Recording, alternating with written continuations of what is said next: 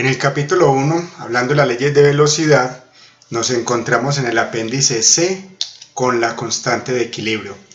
¿Cuándo es importante hablar de la constante de equilibrio? Cuando tenemos una reacción reversible. Pueden notar acá, tenemos una reacción de A más B como reactivos que producen C y D como productos. En esta reacción se ha puesto los coeficientes estequiométricos de cada uno dividiendo por A, que correspondería al coeficiente estequiométrico de A como reactivo límite. ¿Y qué vemos a continuación? Y es que esta constante de equilibrio es clave para nosotros hallar la ley de velocidad en este tipo de reacciones. Y esta constante de equilibrio es la velocidad neta cuando tenemos un desplazamiento, una velocidad hacia la derecha y hacia la izquierda, tal como ocurre en el equilibrio cuando hay una reacción de este tipo. Pero ¿qué es lo importante? Y es lo siguiente. Si nosotros pensamos en esta expresión que hay acá, es una expresión que se calcula a partir de la termodinámica, la información termodinámica de la cual dispongamos en determinado momento. En este momento vemos que la energía libre de Gibbs estándar nos permite a nosotros, si podemos calcular este valor, este delta de G estándar de reacción, podríamos asimismo calcular la constante de equilibrio a una determinada temperatura. También tenemos que si nosotros encontramos esa constante de equilibrio, podemos relacionar la constante de equilibrio en términos de la concentración y en términos de la presión.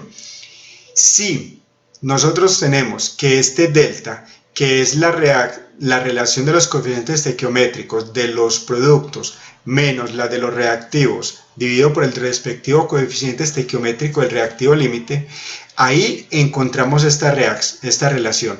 Si ese delta es 0, ¿qué encontramos? Que esto sería elevado a la 0, o sea que Kp, constante de equilibrio en términos de las presiones, es igual a Kc, constante de equilibrio en términos de las concentraciones. ¿Y por qué esto también es importante? Porque nosotros en la literatura podemos disponer de Kc a una temperatura dada. Y si conocemos el calor estándar de reacción a la temperatura de referencia, podríamos encontrar Kc a otra temperatura.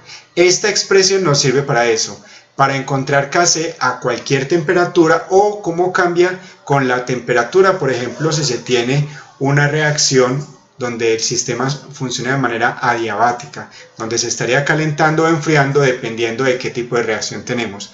Por eso, observemos en este cuadro que tenemos aquí a la derecha, ¿qué ocurre con la constante de equilibrio? En las reacciones exotérmicas, teniendo en cuenta el principio de Le Chatelier, recuerden que en un equilibrio se puede perturbar y desplazar hacia la izquierda o hacia la derecha, pero en el caso de una reacción exotérmica, la constante va disminuyendo a medida que aumenta la temperatura. ¿Por qué?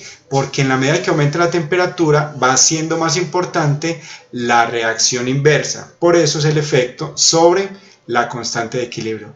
Caso contrario de la constante en las reacciones endotérmicas.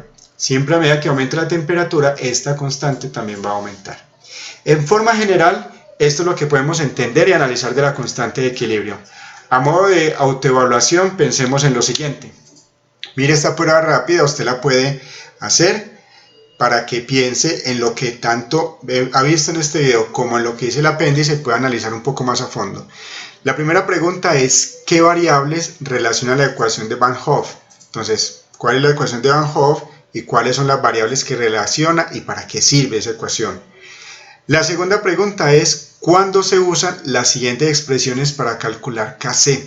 Entonces tenemos Kc en términos de la productoria de las concentraciones de los productos elevado a su respectivo coeficiente estequiométrico en el equilibrio sobre la productoria de las concentraciones de los reactivos en equilibrio elevados a los respectivos coeficientes estequiométricos.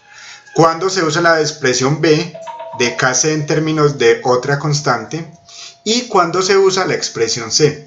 La idea es que aprendamos a saber con la información que tenemos en la vida real o en determinado experimento o en determinado problema cuándo usar alguna de estas expresiones para poder usarlas y manejarlas y encontrar la constante de equilibrio según sea el caso de lo que nos estén pidiendo a nosotros.